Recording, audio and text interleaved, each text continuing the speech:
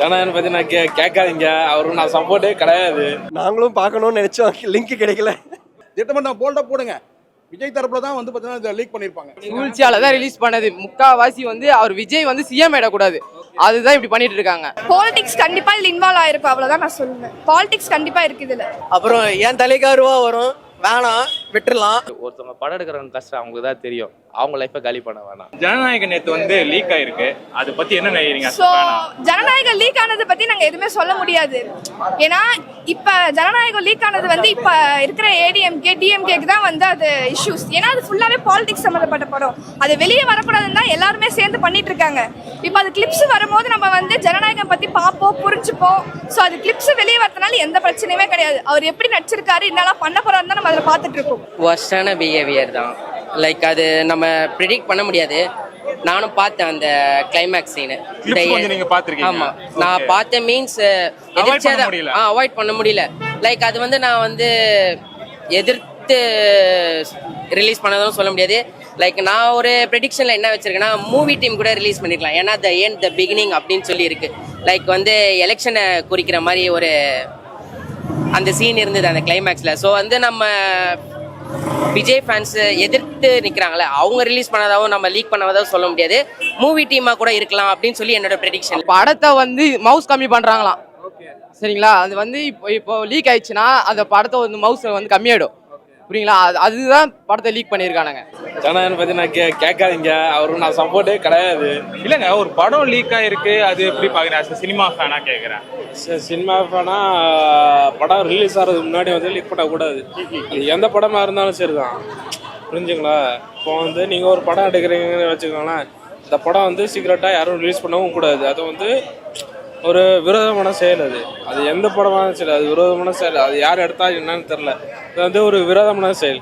அவரை டேரக்டர் வந்து பார்த்து எது கெட்டு பண்ணிக்கணும். அது இல்ல, நான் அது பார்க்கவே இல்லை. படம் வந்தா பாத்துக்கலாம்னு விட்டுட்டேன். இல்ல, பட் லீக் ஆயிருக்கு, அதை பத்தி தான் நான் கேக்குறேன். இல்ல, படம் எதுவுமே லீக் ஆகுறதுலாம் நான் வந்து சப்போர்ட் பண்ண மாட்டேன். ஸோ அதனால பார்க்க மாட்டேன். படம் வந்தா ரிலீஸ் ஆனா பார்த்துக்கலாம், அவ்வளவுதான். இது ரொம்ப தப்பான விஷயம் நினைக்கிறீங்க? ஆமா, ஆப்வியஸ்லி கஷ்டப்பட்டு எடுக்கிறாங்க, அது லீக் பண்ணா எப்படி? அது வந்திருக்கணும் தான் எல்லாருமே எதிர்பார்த்தாங்களே தவிர, லீக் ஆனதை வச்சு எப்படி இப்போ எல்லாருக்கும் ஹைப் தான் ஏறுது அதிகமாக. அவங்க ரிலீஸ் பண்ணோம் ப்ரோ சீக்கிரமா, அதான் ப்ரோ. எதுவும் இல்லை, எதுவும் சொல்றதுக்கு இல்லை ப்ரோ. ஃபர்ஸ்ட் ஜனவரிலேயே ஆசையாக வெயிட் பண்ணோம் இந்த படத்துக்கு, ஃபர்ஸ்ட் டே போகலான்னு சொல்லிட்டு. இந்த மாதிரி அதை வந்து அந்த அவர் அரசியலில் வந்ததுனால அந்த படத்தை வந்து இப்படி தள்ளதுனால இப்போ இந்த மாதிரி சின்ன சின்னதாக ரிலீஸ் ஆகும்போது இந்த படம் போகிறதுக்கு ஒரு எக்ஸ்பெக்டேஷனே குறையுது ரொம்ப. ஆமாம், இதை பற்றி பேசியே ஆகணுமா? ஏன்னா ஆப்வியஸ்லி நான் வந்து பெரிய விஜய் ஃபேன்லாம் கிடையாது. இப்போ ரீசெண்டாக போயிட்டு இருக்கிற கான்ட்ரவர்சி அதெல்லாம் வந்து இதுக்குள்ளே சேர்க்காத வச்சு பார்த்தா கொஞ்சம் கஷ்டமாக தான் இருக்குது. ஏன்னா ஆக்டர் பிடிக்காதே தவிர்த்து அதில் அத்தனை பேர் வந்து ஒர்க் பண்ணியிருக்காங்க. அத்தனை பேர் வந்து அதை அவங்களோட கடின உழைப்பு போட்டிருக்காங்க.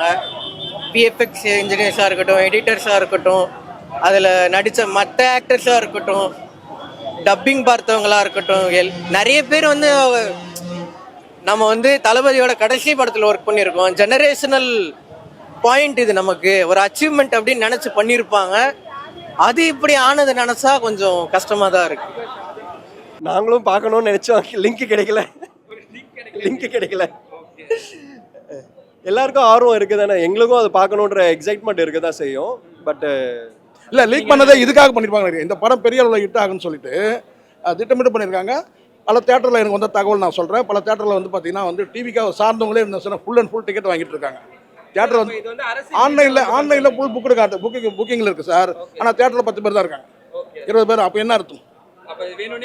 இது தெரியல, லீக் ஆகிடுச்சு. அவங்க டிவிக்கு வந்து டேமேஜ் ஆகுதுன்னு லீக் ஆகிடுச்சு. அதனால் ஜனநாயகம் லீக் பண்ணியிருக்காங்க. திட்டமிட்ட போல்டா போடுங்க. விஜய் தரப்புல தான் வந்து பார்த்தீங்கன்னா லீக் பண்ணியிருப்பாங்க. ஏன்னா விஜயோட பொலிட்டிக்கல் கேரியர் வந்து காலியாகுது படத்தில். கஷ்டப்பட்டு அவரே லாஸ்ட் படம் எடுத்திருக்காரு, அதை வேற லீக் பண்ணிட்டாங்க. நானும் பார்த்தேன், லீக் பண்ணிட்டாங்க. எல்லா மீம்ஸ்லாம் அதான் போயிட்டு இருந்தது. அவரே கஷ்டப்பட்டு எடுத்து வச்சிருந்தாரு லாஸ்ட் படம். இது லீக் ஆனது கொஞ்சம் கஷ்டமா தான் இருக்கு எனக்கு.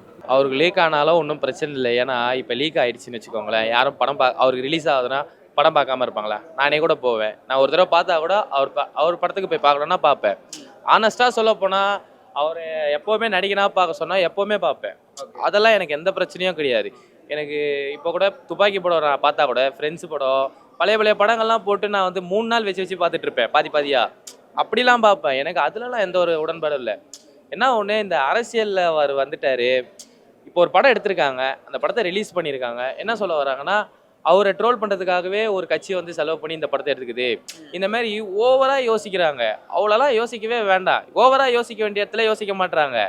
சம்மந்தமே இல்லாத விஷயத்தை போட்டு ரொம்ப யோசிக்கிறாங்க. இது வந்துருச்சு, போய் பார்க்கணும், சிரித்தோம், ஃபேமிலியோடு வந்தோம், அதோட நிறுத்திக்கிட்டா இங்கே எந்த பிரச்சனையும் இல்லை.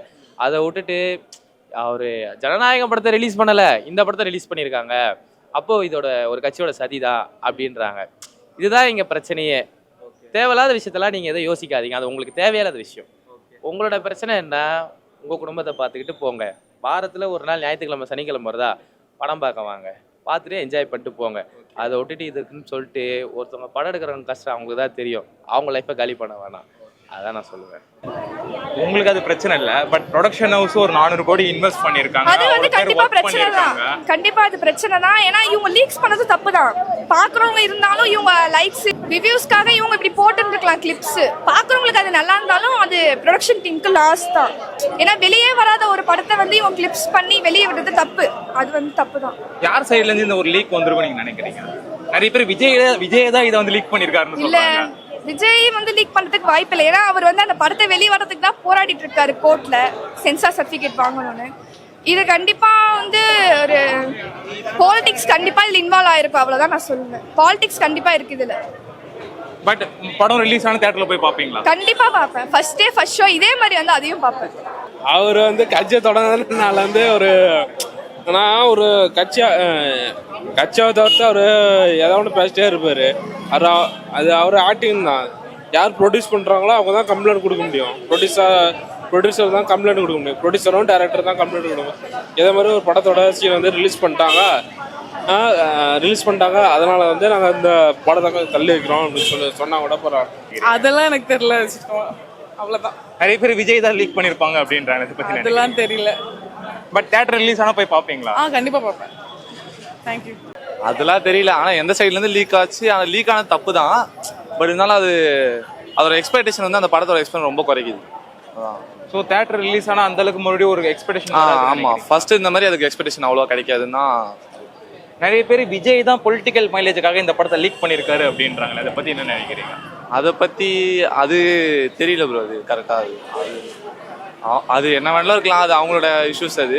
ஆனால் இந்த படம் மூவின்னும் போது இப்படி பண்ணுறது வந்து கொஞ்சம் சூழ்ச்சியால தான் ரிலீஸ் பண்ணது. முக்காவாசி வந்து அவர் விஜய் வந்து சிஎம் ஆயிடக்கூடாது, அதுதான் இப்படி பண்ணிட்டு இருக்காங்க. ஆனா விஜய் தான் சிஎம் ஆயிடுவாரு. இப்படி எல்லாமே இப்படி ஒன்னொன்னா அவங்க பண்றதுக்கு தான் விஜய் சிஎம் ஆவாரு. 2026 விஜய் சிஎம். உங்க ஓட்டு இருந்தா உங்க ஓட்டு விஜய்க்கு போட்டுருங்க, அவ்வளவுதான். விஜய் தான் ரிலீஸ் பண்ணாங்கன்னு சொல்ல முடியாது, மூவி டீமா கூட இருக்கலாம்ல. ஏன்னா விஜய்க்கு இருக்கிற அவ்வளோ பிரச்சனைல அவர் ஓவர் கம் ஆகி இவ்வளோ பண்ணிட்டு இருக்காரு. ஓவர் கம் ஆகி இப்போ ரீசெண்டாக வந்து லைக் த்ரிஷா வச்சும் ஏதோ பேசிட்டாரு, அவதூறெல்லாம் பேசிட்டாரு. ஸோ அவருக்கு அவ்வளோ பிரச்சனை இருக்கும்போது இதையும் கொண்டு சேர்க்கணும் அப்படின்ட்டு அவர் நினைக்க மாட்டார். ஏன்னா மூவின்றது தனி.